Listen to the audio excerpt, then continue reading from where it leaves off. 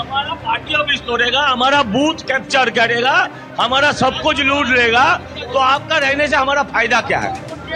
क्या रिपोर्ट करेगा? क्या रिपोर्ट किया करेगा? आप लोग तो थे, वो जो बंदा आपका भागा तुरंत दिखाने से भाग गया, वो तो था, वो तब भी कैमरा कर रहा था। শঙ্কর রাও তিনের আলোতে বেরিয়ে গেল, কি করছে সেন্ট্রাল বাহিনী, কি করবে? সেন্ট্রাল বাহিনী অপদার্থ।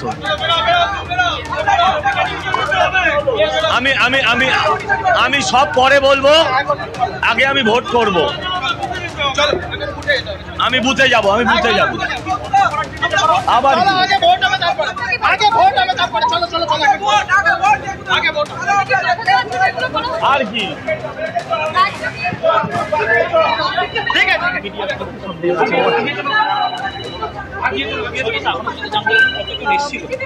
আমি তো ছিলাম না। কতজন ছিল ওরা?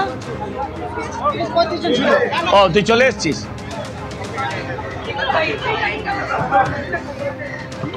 কিন্তু যে কেন্দ্রীয় বাহিনীর উপর আপনারা ভরসা রাখছিলেন, যে এই কোথায় ভরসা, কোথায় ভরসা? বলতে গেলে খারাপ লাগে, বলতে গেলে বলতে পারি না। হ্যাঁ, আমাদের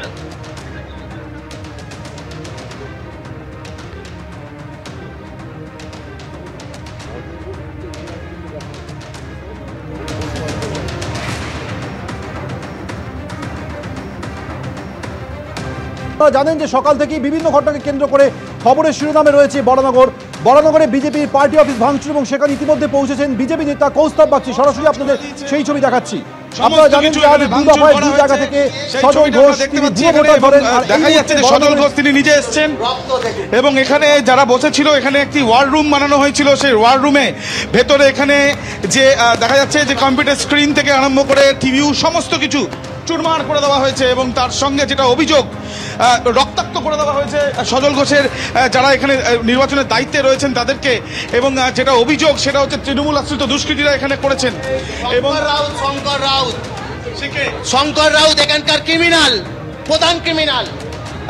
আমরা দেখতে পাচ্ছি যে এখানে কি ধরনের ঘটনা এখানে, এবং বিজেপির যে কার্যালয় সেই কার্যালয়ের মধ্যে হামলার ঘটনা ঘটেছে।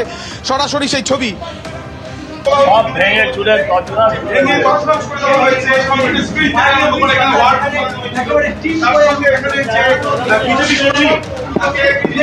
অর্থাৎ শেষ দফার নির্বাচন, বরানগর উপনির্বাচন, সেখানেও রক্তাক্ত হতে হলো একজনকে, এবং এই অভিযোগ কিন্তু শাসক দলের বিরুদ্ধে ইতিমধ্যে করা হচ্ছে। আরও একবার ছবিটা দেখাচ্ছি যে এখানে আমরা দেখতে পাচ্ছি যে এখানে দফায় দফায় যে উত্তেজনার পরিস্থিতি তৈরি হয়। বিজেপি থেকে যেটা অভিযোগ করা হয় যে কিছুক্ষণ আগে আলমবাজারে সেখানে আক্রান্ত হয়েছিলেন সজল ঘোষ, এবং তারপর দেখা যাচ্ছে এভাবে ইলেকশন হয় না, মানুষকে এইভাবে মারবে ওরা।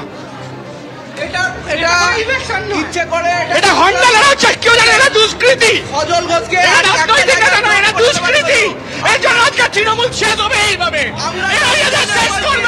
এত কিছুর পরে জিতবো জিতবো জিতবো।